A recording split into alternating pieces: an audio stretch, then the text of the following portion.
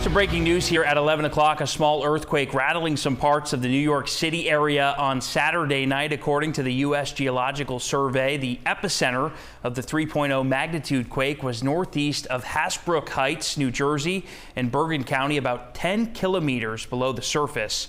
There were reports of brief shaking in parts of that area. And Emily has more on that earthquake tonight.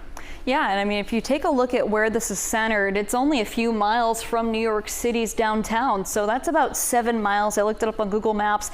Again, we are looking at this pretty deep in there, looking at 6 miles deep. So of course you might feel some shaking. I do want to take you back a little in time to at least April 5th, 2024, looking at the time of Tewksbury, New Jersey. That's when they had their last big earthquake. That was a 4.8, so not terribly far. I mean, they're only looking at about 35 miles difference from where that one happened versus what we're looking at now.